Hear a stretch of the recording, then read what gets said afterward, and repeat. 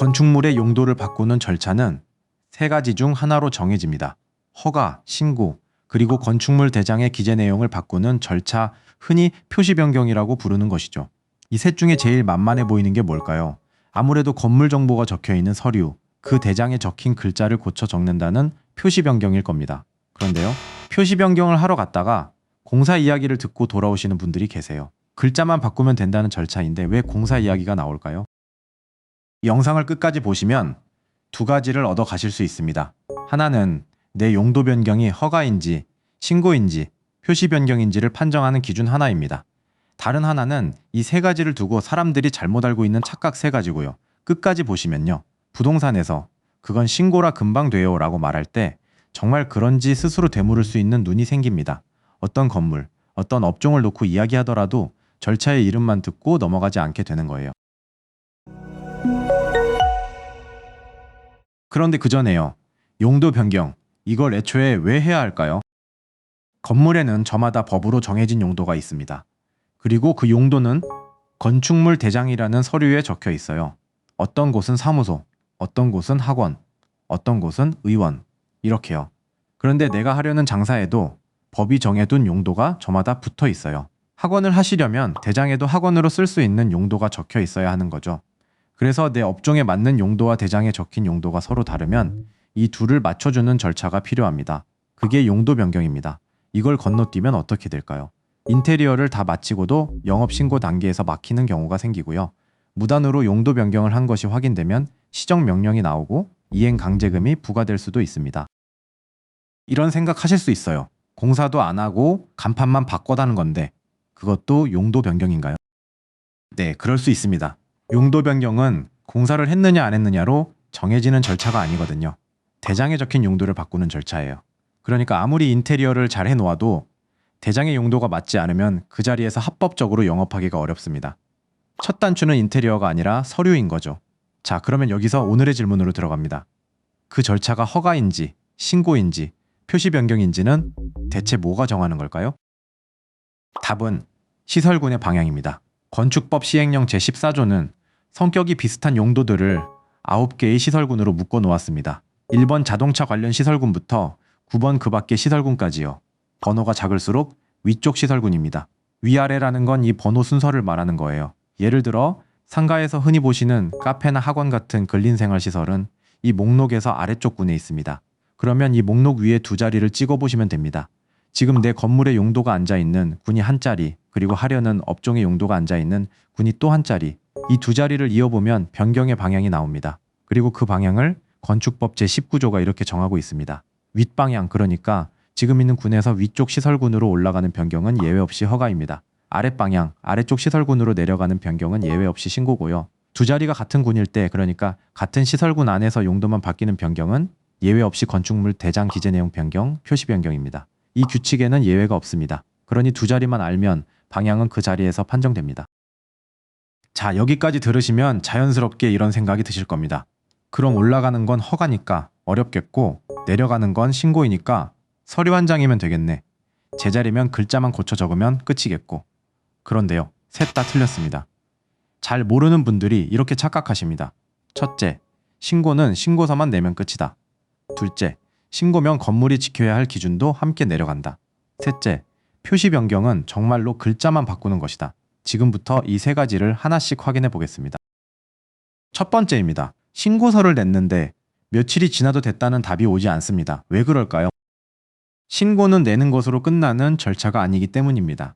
신고는 수리가 되어야 완료됩니다. 수리라는 건 행정청이 그 신고를 받아들이는 것을 말해요. 서류를 접수한 것과 받아들여진 것은 다른 이야기입니다. 그러면 무엇이 수리를 막을까요? 관련 부서의 동의입니다. 소방, 주차, 정화조 이런 부서들이 각자 자기 기준으로 이 건물을 봅니다. 그 중에 한 부서라도 동의하지 않으면 신고는 수리되지 않습니다. 허가라는 말이 안 붙으니까 서류만 내면 되는 줄 아시는 건데요. 신고서 한 장으로 끝나는 절차가 아닙니다. 두 번째입니다. 아랫방향이라 신고 대상이 됐으니 지켜야 할 기준도 같이 내려갈까요? 아닙니다. 신고 대상인데도 기준이 오히려 올라가는 경우가 있습니다. 예를 들어 볼게요. 교육연구시설로 되어 있는 건물을 제2종 근린생활시설 학원으로 바꾸는 경우입니다. 아까 보신 목록에서 교육연구시설은 위쪽 군에 있고 제2종 근린생활시설은 그보다 아래쪽 군에 있어요. 위에서 아래로 내려가니까 아랫방향, 신고 대상이 되는 겁니다. 그런데 주차 기준을 보면요. 교육연구시설은 통상 200제곱미터마다 한 대입니다. 면적 200제곱미터마다 주차를 한 대씩 두라는 뜻인데요. 제2종 근린생활시설 학원은 134제곱미터마다 한 대입니다. 나누는 면적이 작아졌죠. 같은 넓이인데 요구되는 주차 대수는 더 커집니다. 그래서 주차를 추가로 확보해야 할 수 있습니다. 절차의 방향과 기준의 방향은 따로 움직입니다. 참고로 주차 기준은 통상적인 기준이고 지자체 조례마다 다릅니다. 그리고 세 번째입니다. 그래도 같은 시설군 안에서 하는 표시 변경은 정말 글자만 바꾸면 되겠죠? 아닙니다. 글자만 바꾸면 된다는 절차인데 왜 공사 이야기가 나오느냐? 처음에 드렸던 그 질문의 답이 여기에 있습니다. 표시 변경도 바꾸려는 그 용도에 적용되는 법규에 맞지 않으면 할 수 없습니다. 사례를 하나 보실게요. 대장에 사무소로 적혀있는 자리에 의원을 하려는 경우입니다.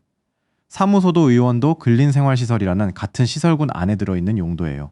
두 자리가 같은 군이니까 절차는 표시 변경이 됩니다. 그런데 이때 의원으로 쓰는 부분의 바닥 면적을 다 더해서 500제곱미터를 넘으면 장애인 편의시설을 전부 설치해야 하는 상황이 될 수 있습니다. 같은 건물, 같은 표시 변경인데요.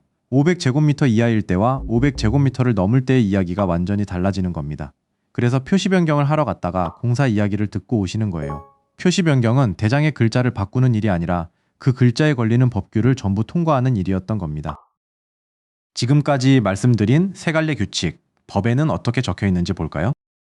건축법 제19조가 용도 변경 절차를 정하고 있고요. 건축법 시행령 제14조가 용도들을 9개의 시설군으로 나누어 놓았습니다. 앞에서 보신 방향 규칙 윗방향이면 허가, 아랫방향이면 신고, 같은 시설군이면 기재 내용 변경 이 두 조문에서 나옵니다. 그런데 여기서 하나 짚고 넘어가야 할 게 있어요. 방금 보신 주차 기준이나 장애인 편의시설은 이 건축법 조문에 적혀 있는 내용이 아닙니다.